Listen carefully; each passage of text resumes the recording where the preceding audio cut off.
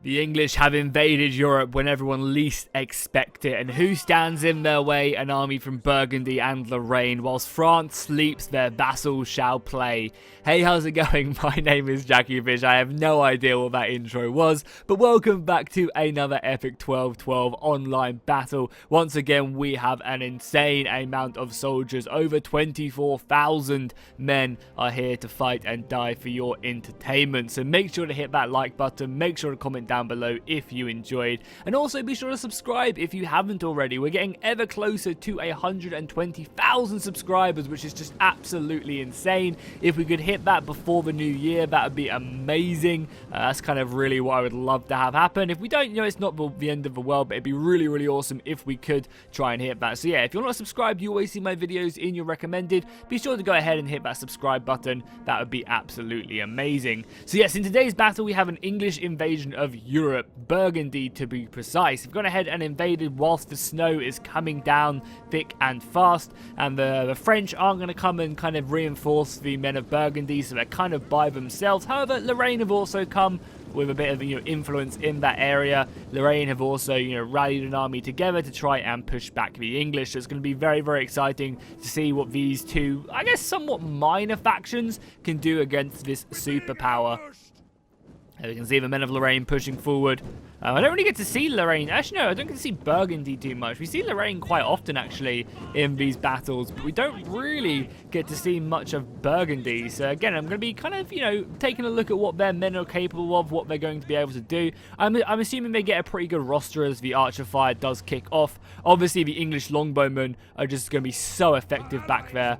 And this is a really good strategy for the English, actually, like a really good strategy, because they have such long range with the longbowmen. They can keep their archers really, really safe back here without having to worry too much. Whereas, these guys are, again, keeping their archers safe, but they're a little bit, out of range. And that's just a good tactic.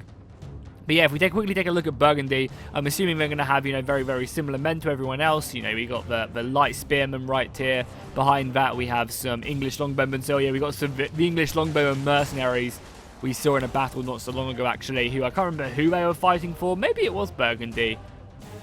And then again, we've got some more dismounted early French knights.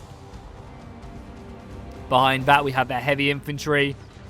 But again, these guys are 15th century infantry, so yeah, they get access to some pretty nice stuff. I imagine in the campaign, you're probably not going to see Burgundy around too much. Again, they probably just have a large influence of like the French roster on their side more than anything else. And then over for Lorraine, again, Lorraine's probably going to be exactly the same. However, I did see a very, very cool unit that Lorraine had. If I can find them really quickly, I imagine it's these guys back here. As you can see, they're noble cavalry as well moving over. Yeah, so they kind of have, again, a big influence here by the French infantry. These dudes look amazing. I mean, just look at their maces. If we get a better look at them like that. Look at, like, their warhammers, axes, their maces. It just looks really, really awesome. I love their shields as well. It just adds obviously so much more colour to the battlefield. But there we go. That's going to kind of be the shape up. We've got some cavalry roaming around. And again, you can really start to see the players protecting their archers, having thicker lines. I still think the last battle you guys watched was really, really awesome, where they had multiple lines to trap cavalry in. I think that was like the best strategy to prevent these knights from really being as effective as they have been. But yeah, we are seeing, thicker lines and stuff, which is really, really good. But this is such a good tactic as well. So the archer fire, you can see, look at them bounce off that, but they smash through this thin line because there's a big gap here. Due to all the archer fire focusing it down, there's now a big, gap appearing there because the archer fire has just been pinning down one unit, which has allowed the cavalry to come in and rout it, which again is a pretty smart strategy. And now the English are going to have to reform up to kind of plug that gap in and not make it as effective as it is, because you already saw how ineffective they were at trying to charge into that big block of infantry. The infantry is going to try and pin down some of this cavalry. I imagine some archer volleys would be very, very good against these Knights of Burgundy. But the line has been thinned out quite nicely, and the English will just reform up their line. You can see everyone's broken shield wall. All the archer fire is coming in as well. And as I said, it just does not seem like it's worth shooting the enemy archers, because by the time you kill them, half the time there's you just killed each other. So I think it might be worth, honestly, just focusing down more valuable targets with your missiles. The English Knights coming in as well, actually seemingly taking a really, really bad engagement right here. Yeah, the English Knights are going to get absolutely slaughtered here as they try and fight the French Knights. The French Knights took like almost no casualties in this engagement. Wow, that was brutal. That's a 1 knight unit out for the English. That's going to be pretty catastrophic, especially because they're losing a lot of men up here. I mean, I guess this big push here by the Burgundy Spearmen was a good strategy, advancing this up. And this also, again, does create area deny. And once again, the French Knights are smashing, or Burgundy Knights, sorry, it's because they have French influences. The Burgundy Knights also smashing into the Foot Knights of the English, who have been focused down by the archer fire. So you really start to see this kind of strategic plan here by the Burgundy men, by using their archers to make the English line much thinner and then smashing cavalry through the weak points. It's a really, really good strategy, actually. And again, it's playing on the factors the players are making their lines a lot more dense now, which again is very interesting. Now, something they could do to avoid this is bring forward their archers and use them to, scare off the enemy archers. I mean, granted, the English longbowmen have done a great job against these other English longbowmen. I believe these are like retinue longbowmen, so they're not as good. Well, we're not as bad as the Burgundy archers. They're more heavily armored. These guys can hold their own in melee kind of decently. But yeah, the English line is looking a little bit scary already off the bat. And you've also got 2 units of Burgundy crossbowmen up here as well, which is extremely surprising how the English have been taking so many heavy casualties in this melee off, or in this skirmish off, I should say. Oh, they've literally moved. There we go. Sorry, I've literally just taken a screenshot and they decided to move. Typical, really. But look how cool that is. I actually really dig this map as well. It's cool to have some like hills and other terrain scattered around the battlefield as well. It kind of adds a little bit of flavor because you have kind of this overlook of the battlefield. So if the guys playing these battles, and I want to give a massive shout out to them because they've been sending in so many replays recently. If they want to, try and spice things up with more maps and stuff, definitely do. Don't be scared of, don't just feel like you have to have a flat battle every single time. If they are obviously watching this battle replay, feel free to add woods, add hills, add rivers. Some might work, some might not work, but it's also always awesome. And again, this is such a good charge here by the French, the Burgundy cavalry. I keep calling them French, just because I think they are the same name as the French cavalry. They're just trying to seize these opportunities. And again, this could be like a really good bait tactic as well for the English. It's just kind of, creating these gaps so that the enemy will try and pierce through them and quickly pounce with your own cavalry. But yeah, I am really amazed how well these Burgundy English longbowmen have done. I mean, I guess they are English longbowmen after all. Over on the other side as well, we're getting more infantry being thrown up. And I guess as well that the front line for the English are mainly just these Foot Knights as well of the early period. So their armor penetration just is not that great. With their armor protection, their shields don't provide them too much.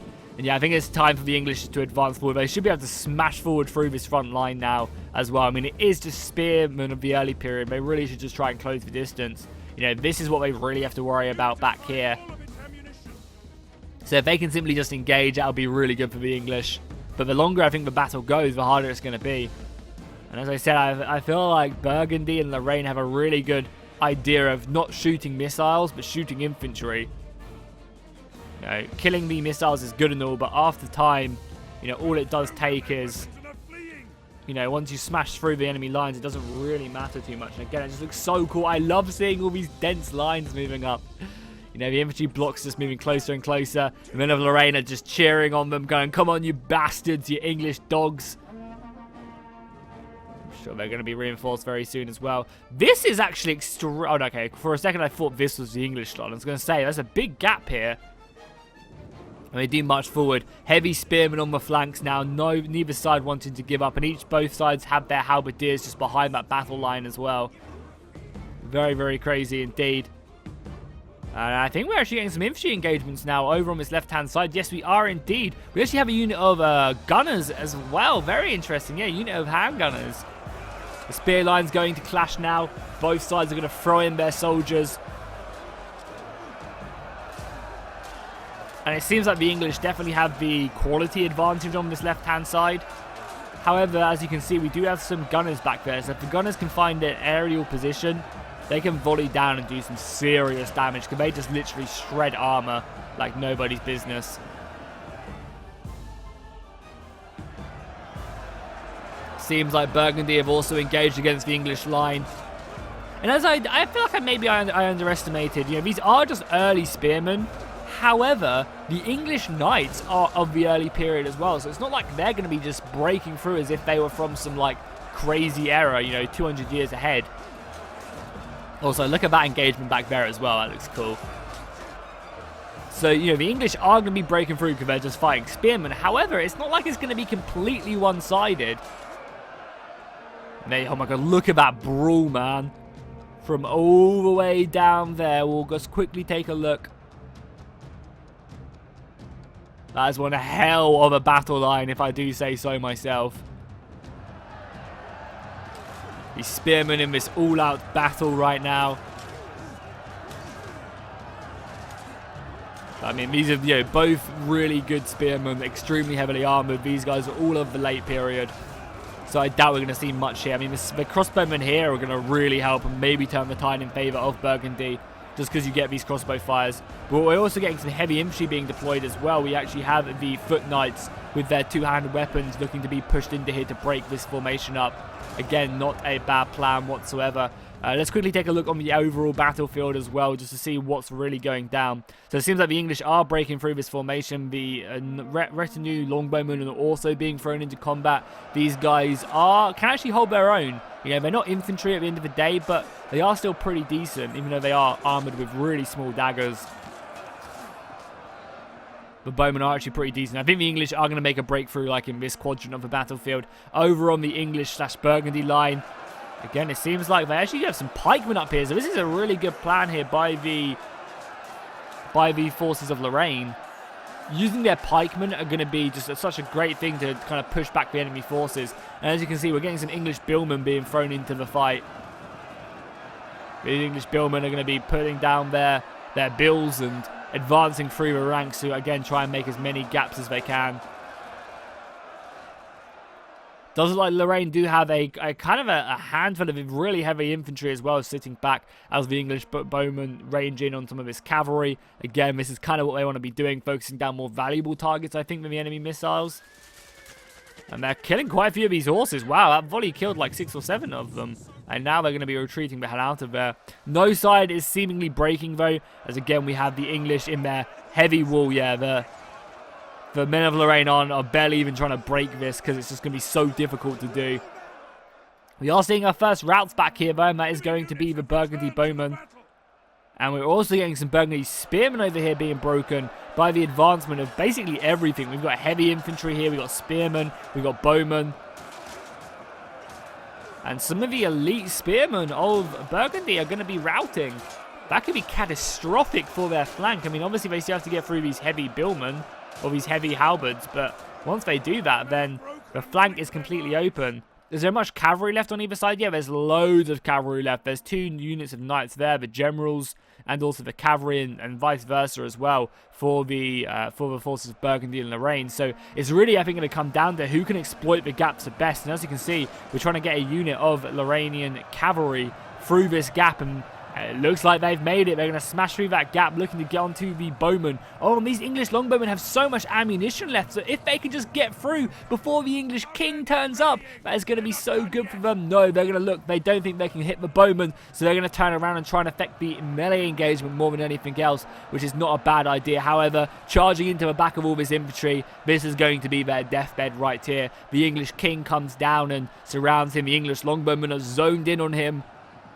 And yeah, that's going to be all she wrote, I think, for this unit of cavalry. So a bold move right there. However, it didn't really seem to pay off. A gap like this would be so good to exploit, even though there is some heavy infantry just behind them. But yeah, that was a nice move there by Lorraine, trying to break through. However, there was just too much to quickly close off that gap and break through. How's the infantry engagement going? Pretty back and forth. I think the English knights are slowly winning this, but not by a lot. Not by a lot at all.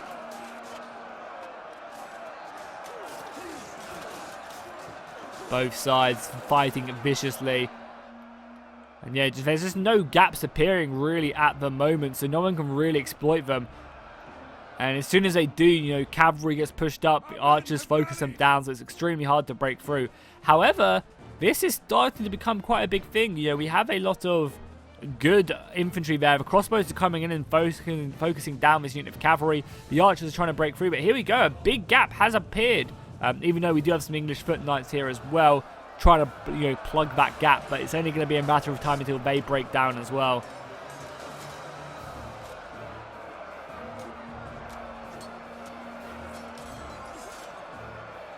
You can see them. I think there's just too few of the English here to really keep this, and this will be a perfect opportunity to push through cavalry. Talking of which, I think I just saw some horses making their way over here. Yes, they have indeed. A massive push here by the Burgundy horsemen going into the English cavalry, and they're going to be getting a beautiful rear charge there surrounding this unit of English cavalry. And this cavalry battle is fairly even right now. I think the cavalry from Burgundy are going to be winning this because of that rear charge, and obviously they've also got the chevrons. However, it's really going to determine whether or not infantry comes to aid this fight. If the English can quickly get spearmen here to help out, you know, which they might be able to do by retreating back more spearmen, that's exactly what they're doing. Great tactic here, that'll be useful. But I think the use of this hill with the Pavese crossbowmen up here is going to be more than enough. And there we go. Look, we're seeing one of the English knights being completely routed. That is going to be catastrophic for the English on this right-hand side, because they have no other cavalry. And if this Burgundy cavalry can finish up what remains here and completely maneuver around, they're also getting huge breaks here as well. The English are no more on this right hand side, and you can see the dismounted cavalrymen and also the spear sergeants are immediately going to be charging after the English knights to win this battle, with the support of the crossbows as well, which I think are just in such a great position right now. Yeah, I mean, look at that. They literally just have the perfect vision down there to hammer away, either on the spearmen attacking their own cavalry or the English knights themselves on horseback. And now this just gives them free rein to really do what they want. If I was them, you know, going into the back of these halberds could be a great idea, trying to move around. And we also see the men of Burgundy even going around and trying to envelop the English as they try desperately to defend. Yeah, here we go. Another unit charging in right here. Looking for blood indeed. Over on the right hand side as well, we can see the English are just being repelled on every single side. I'm not sure whether or not it was just the cavalry play in the beginning, better focusing of the missiles, but the English are struggling. And we're also getting a big push here by the Lorraine cavalry as well, going on to the English knights. The English knights just seem like they're being outclassed at the moment. Banter power wise as well, we'll take a quick look at that, if it will let me. I mean, numbers-wise, there's only 1,000 men in it, and the numbers are going down extremely quickly on both sides. So, you know, a few rallies here and there, a few encirclements, a few good cavalry charges, and it's anyone's game still.